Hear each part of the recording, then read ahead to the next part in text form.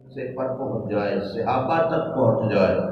کسی صحابی کے پاس بھی یہ اتھارٹی نہیں کہ کسی کو اس بات کی اجازت دے دیں کہ تو ظہر کی 4 کی بجائے کتنی پڑھ لے، نمازیں 5 ہی لیکن ظہر کی 4 کی جگہ پہ 2 پڑھ لے۔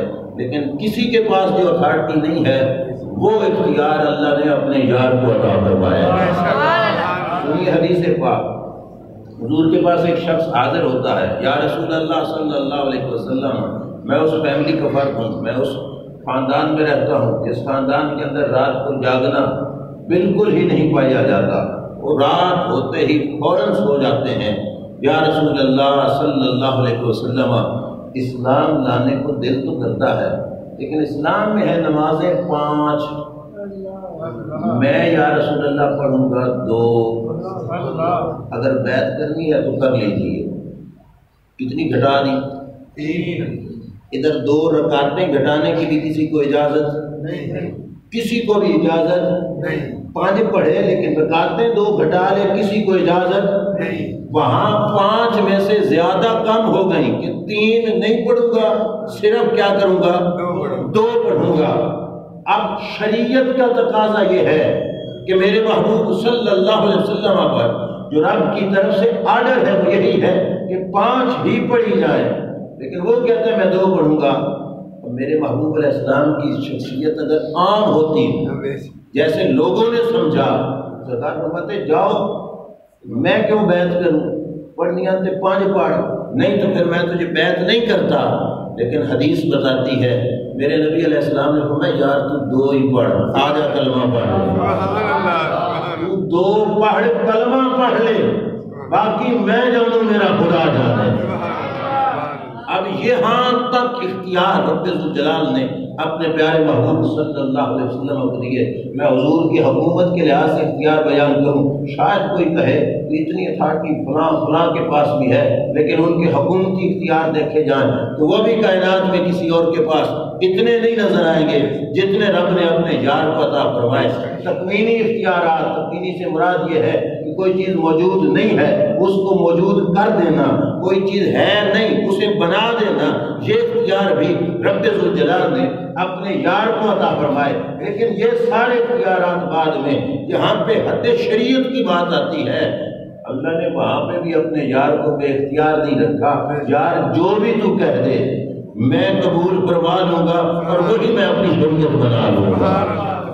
سنیے، توجہ کیجیے، دنیا کے ہر مرد کے لیے جو بھی مسلمان مرد ہے کتنی شادیاں کرنی جائے؟ 4۔ بولیے، قرآن میں ہے نا فَانكِحُوا مَا طَابَ لَكُم مِّنَ النِّسَاءِ مَثْنَىٰ وَثُلَاثَ وَرُبَاعَ۔ فرمایا کتنی شادیاں کر سکتے ہو؟ 2 کرو، 3 کرو یا 4۔ کسی شخص پر کوئی اتھارٹی پابندی لگا سکتی ہے کہ 4 نہیں کر سکتا؟ بولیے، کوئی مولوی، کوئی پیر، کوئی حکومت، کوئی گورنمنٹ پابندی لگا سکتی ہے؟ لیکن قرآن و حدیث کا اگر مطالعہ کیا جائے تو شریعت کے مطالعے میں یہ بات آتی ہے جس وقت مولا مرتضیٰ شیر خدا حضرت علی کرم اللہ وجہ الکریم نے سیدہ طیبہ طاہرہ حضرت زہرا پاک رضی اللہ تعالی عنہا حسنین کی امی جان سے شادی کی ہوئی تھی، مولا علی نے ارادہ بنایا کہ میں اور شادی کروں۔ یہ بات سیدہ فاطمہ زہرا رضی اللہ تعالی عنہا کو ناگوار گزری۔ میرے کریم آقا صلی اللہ علیہ وسلم کی اتھارٹی دیکھو کیا ہے۔ سرکار دو عالم صلی اللہ علیہ وسلم نے فرمایا علی سن، میری بیٹی زہرا کے ہوتے ہوئے علی تجھ پہ دوسری شادی کرنا حرام ہے، حرام ہے، حرام ہے۔ پھر کائنات نے دیکھا کہ قرآن مجید نے 4 شادیوں کی اجازت دی تھی، لیکن مصطفیٰ کریم صلی اللہ علیہ وسلم کی زبان سے جب یہ نکل گیا کہ علی تو دوسری فاطمہ کے ہوتے ہوئے نہیں کر سکتا، ساری زندگی مولا علی کی گزر گئی۔ حضرت علی پاک نے حضرت زہرا کی موجودگی میں دوسری شادی نہیں فرمائی۔ کیوں؟ سرکار نے فرمایا تو کرے گا دوسری، میری بیٹی کے دل کو ایذا پہنچے گی، میری بیٹی کو تکلیف ہوئی تو میں محمد مصطفیٰ صلی اللہ علیہ وسلم کو تکلیف پہنچے گی۔ لہذا علی یہ سب کچھ اوروں کے لیے تو جائز ہے لیکن علی تیرے لیے جائز نہیں کہ تجھ پر دوسری شادی محمد مصطفیٰ نے حرام کر دی ہے صلی اللہ علیہ وسلم. سمجھ آئی؟ یارات محبوب صلی اللہ علیہ وسلم اتنے ہیں کہ رب ذوالجلال جل شانہ کی شریعت کے حکم کے سامنے بھی اللہ کے محبوب صلی اللہ علیہ وسلم کے اختیار شریف چل جاتے ہیں. اور سنیے کریم آقا صلی اللہ تعالیٰ علیہ وسلم کی آیات طیبہ سے قرآن کا حکم ہے فاستشہدوا شہیدین من رجالکم. جب بھی کوئی کیس آ جائے اور جھگڑا عدالت میں پہنچ جائے تو قاضی کسی سے گواہ مانگے تو کتنے گواہوں کی ضرورت ہوتی ہے؟ 2 مرد. قرآن کا فیصلہ ہے فاستشہدوا شہیدین من رجالکم. 2 مرد گواہی دیں تو گواہی کو سنا جائے گا. یہ قرآن کا فیصلہ ہے. یا 1 مرد ہو اور 2 عورتیں ہوں یہ گواہی دیں. لیکن روئے زمین پہ ایک شخصیت ہے جن کے بارے میں مدینے کے تاجدار صلی اللہ علیہ وسلم نے فرمایا من شاہد لہ خزیمہ فحسبہ. فرمایا دنیا کے جس کیس میں بھی میرا خزیمہ اکیلا کھڑے ہو کر گواہی دے دے گا میں محمد فیصلہ کر رہا ہوں وہاں دوسرے بندے کی ضرورت بھی نہیں پڑے. سبحان اللہ. قرآن کا فیصلہ ہے. لیکن اس کے باوجود حضور علیہ السلام کا اختیار اللہ تبارک و تعالیٰ نے قبول فرمایا. حضرت حذیفہ بن ثابت انصاری صحابی رسول ہیں. نبی کریم علیہ السلام کا کسی سے سودا ہو گیا, سواری خریدنے تھی, تو بعد کے اندر جس سے سودا ہوا تھا وہ مکر گیا. اس نے کہا آپ کا میرا کوئی سودا نہیں ہوا, کوئی معاملہ طے نہیں ہوا. نبی اکرم صلی اللہ علیہ وسلم نے کہا کہ تیرا میرا تو معاملہ طے ہوا ہے. اس نے کہا کوئی گواہ پیش کرو, آپ کے پاس اگر کوئی گواہ ہے تو گواہ پیش کرو. موقع پہ کوئی بھی نہیں تھا جو دیکھ رہا ہو کہ حضور علیہ السلام کا شخص کے ساتھ سودا ہو رہا ہے, کوئی بھی دیکھنے والا نہیں تھا. لیکن جب اس شخص نے کہا نا کہ گواہ پیش کرو ورنہ بات یہی ہے کہ آپ کا میرا سودا نہیں, حضرت حذیفہ بن ثابت انصاری رضی اللہ تعالیٰ عنہ آگے آ گئے.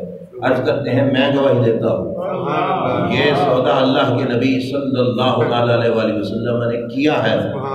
اب اس کو خاموش ہونا پڑا کیونکہ گواہی تو آ گئی.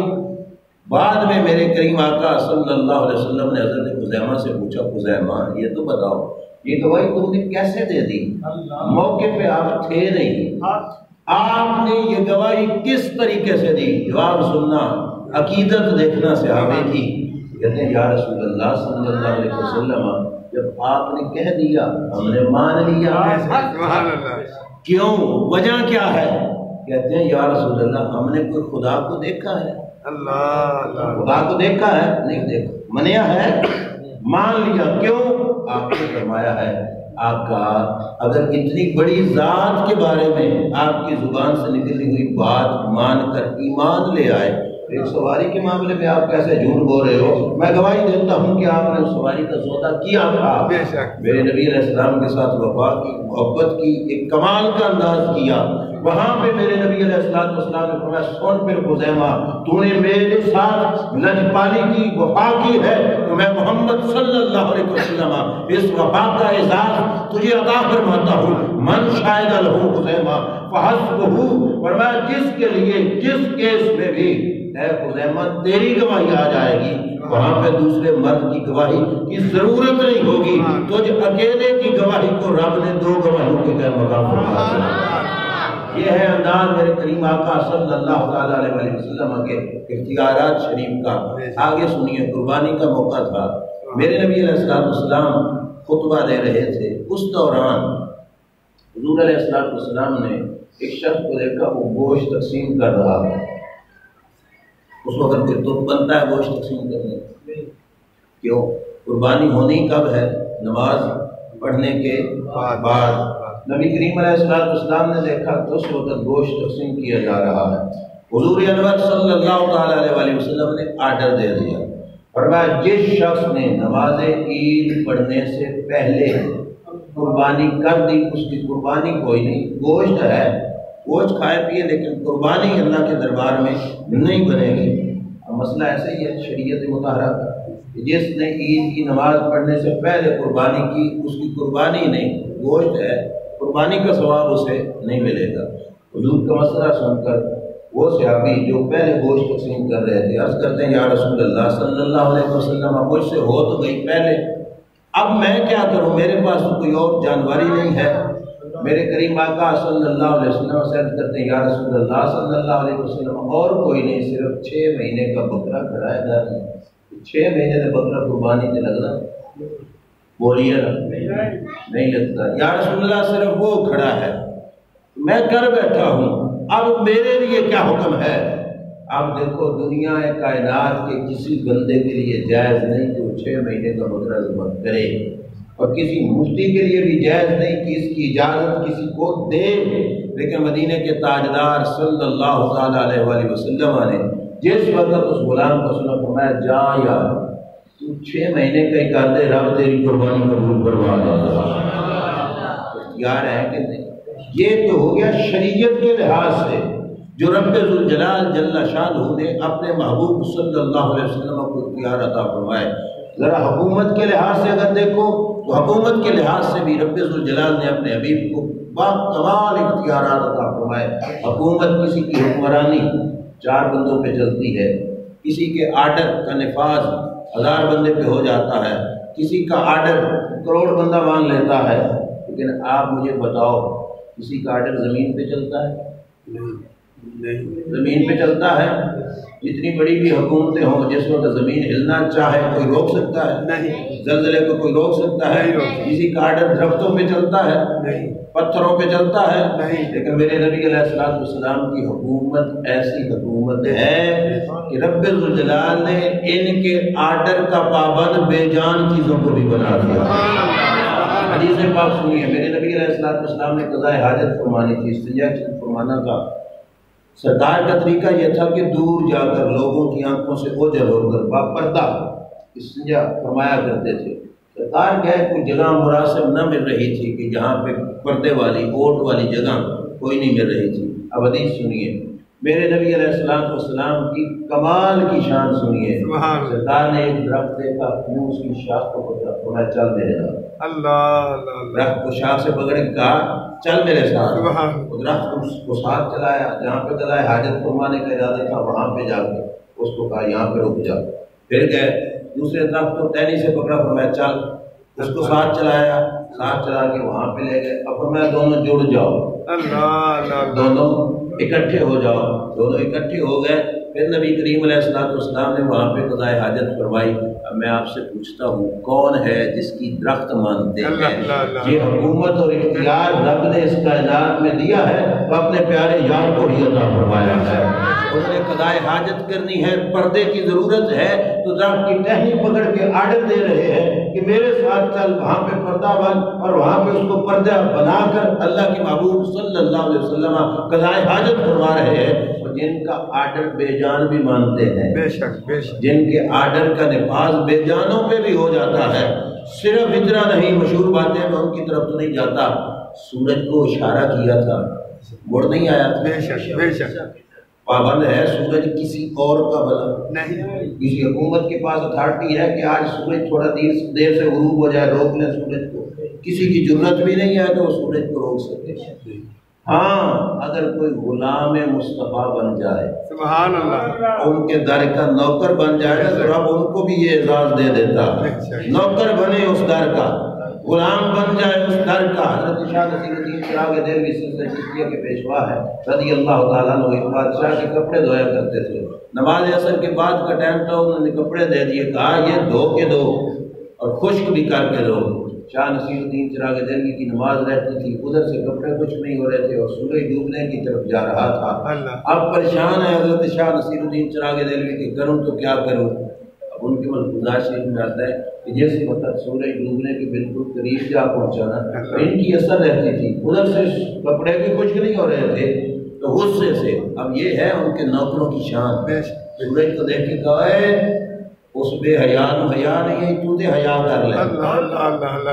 اس بے حیا کو حیا نہیں آئی کہ اس نے مجھے اس ٹائم کہا کہ یہ دھو کے خشک کر کے دو، تو تے حیا کر لے۔ سورج جہاں تھا وہی رک گیا، اس وقت تک کپڑے خشک کر کے دے کے نماز ادا نہیں کرنی، سورج ڈوبا ہی نہیں۔ جن کے آرڈر سورج پہ بھی چلتے ہیں، ان کے اختیارات کوئی تولنے والے یا ان کی کوئی حدیں نہیں باندھی جا سکتی کہ رب نے کتنے دیے ہیں ان کو اختیارات۔ اللہ نے اپنے یار کو بے حساب اختیارات عطا فرمائے ہیں، جن کے اشارے کے پابند رب نے چاند کو بھی بنایا۔ اشارہ کیا تو چاند ٹوٹا کہ نہ ٹوٹا؟ اشارے سے چاند ٹوٹا۔ میں صرف آپ کے سامنے بھی اشارے کیے جا رہا ہوں کیونکہ بات آپ نے پہلے سنی ہوئی ہوگی۔ مسجد نبوی تھی، ممبر شریف تھا، جمعے کا خطبہ تھا، دروازے پہ ایک شخص آ کے کہتا ہے یا رسول اللہ صلی اللہ علیہ وسلم ہلاکنا، پیاس سے ہلاک ہو گئے، بارش نہیں ہو رہی یا رسول اللہ صلی اللہ علیہ وسلم کچھ کیجیے۔ مسجد کے امام کے پاس ایسا کوئی شخص آ کے کہے کہ ساڑھا بندوبست کرو تو وہی آ کے دعا کرو رب، میں کی کر سکتے۔ لیکن خطبے کے دوران میرے نبی علیہ السلام نے جو ہاتھ اٹھائے، روایات میں آتا ہے رب کے نبی کے ہاتھ اٹھے آسمان پہ بادل آ گئے، ہاتھ اٹھے تو آسمان پہ، ہاتھ جڑے تو بادل جڑ گئے، دعا کر کے ہاتھ منہ پہ پھیرے تو اسی وقت بارش برسانی شروع ہو گئی۔ جن کے آرڈر کی پابند کائنات کی ہر چیز اتنی ہے کہ جن کے دل میں ارادہ ہوا کہ اس بندے کی بات پوری ہونی چاہیے، سرکار کے ہاتھ اٹھتے گئے، بادل آ گئے، جڑتے گئے، بادل جڑ گئے، منہ پہ پھیرے تو بادلوں نے برسنا شروع کر دیا۔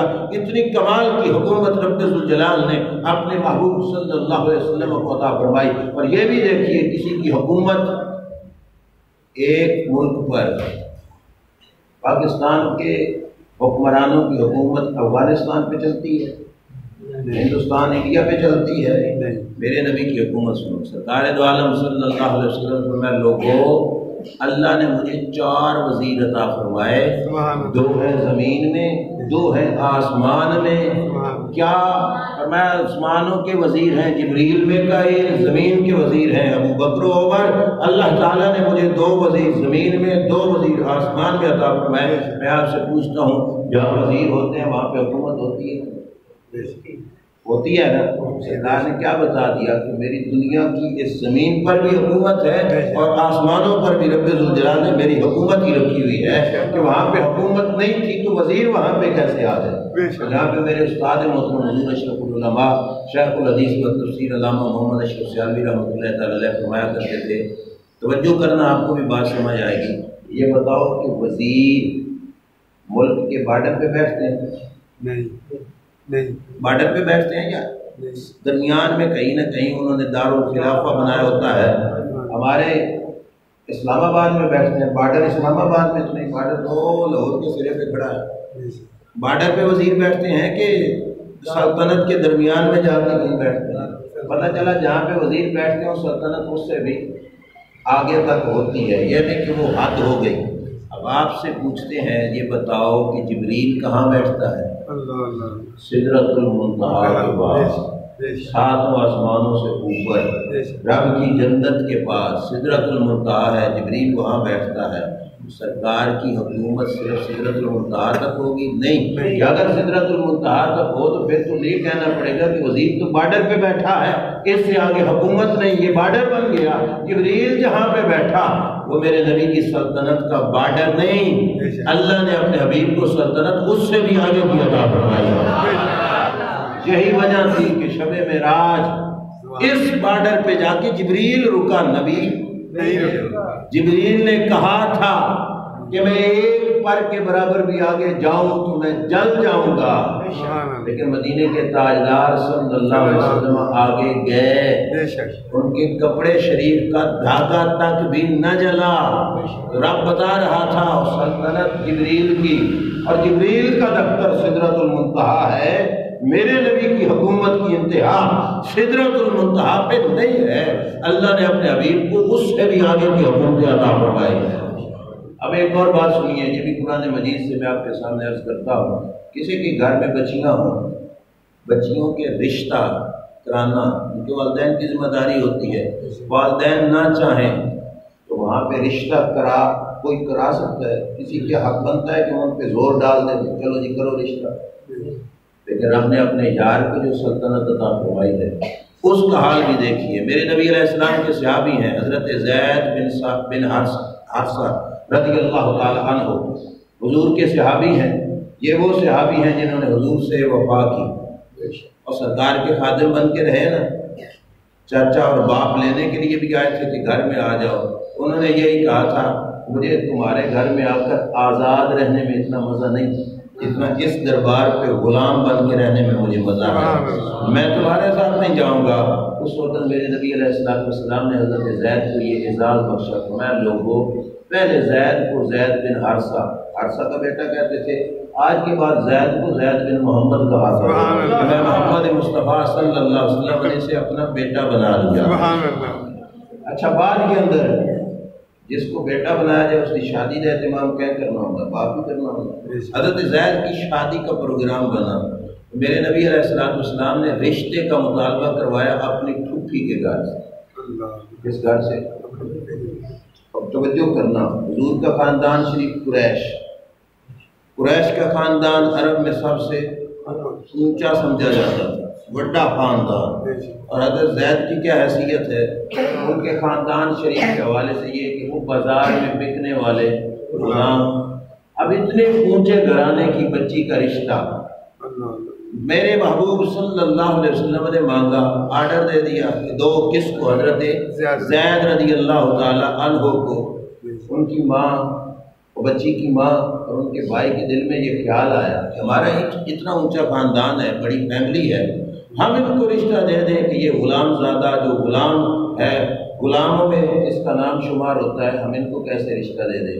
کہ ان کے دل میں تھوڑی سی بات آئی. میرے رب نے قرآن اتارا، ما کان لمؤمن ولا مؤمنۃ اذا قضى اللہ ورسولہ امرا ان یکون لهم الخیرۃ من امرہم.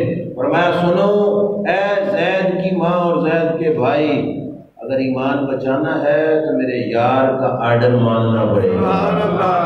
کیوں؟ فرمایا کسی مسلمان مرد، کسی مسلمان عورت کا یہ حق نہیں بنتا کہ جب رب کا رسول فیصلہ کر دے تو اپنی مرضی کرے. نہیں، فرمایا جب رسول اللہ کا فیصلہ آ جائے گا تو مرضی تمہاری نہیں چلے گی، مرضی میرے محبوب کی چلے گی. اب دیکھو بیٹی ان کی ہے، خون ان کا ہے، اولاد ان کی ہے، لیکن مرضی مدینے کے تاجدار کی ہے صلی اللہ علیہ وسلم. اتنی اٹھارٹی حکومت میں کسی اور کے پاس ہے نہیں. تیسرا حصہ سنی اور پھر میں بات کو سمیٹتا ہوں. ویسے تو طویل یہ موضوع ہے. تکمیلی اختیارات کا مطلب یہ تھا کہ کوئی چیز ہے نہیں لیکن اسے کیا کر دینا؟ موجود کر دینا. موجود ہو نہیں اور اسے موجود کر دینا. یہ ہے میرے محبوب صلی اللہ علیہ وسلم کی اختیار شریف. حضرت جابر کی دعوت اور وہ معاملہ تو آپ سب نے کافی دفعہ سنا ہوا ہوگا کہ تھوڑا کھانا سرکار نے کئیوں پر پورا بھی کر دیا اور حضرت جابر رضی اللہ تعالیٰ عنہ کے لیے بچ بھی گیا. میں اور روایت سنانے لگا ہوں. حضور کے صحابی حضرت جابر رضی اللہ تعالیٰ عنہ، توجہ کیجیے. حضرت جابر کے پاس کوئی 14 یا 16 کھجوریں تھیں. کتنی؟ 14 یا 16. کتنی بن جائیں گی؟ پائیے یاد ہے؟ اتنی بنے گی، پائیے بنے گی. اتنی کھجوریں تھیں.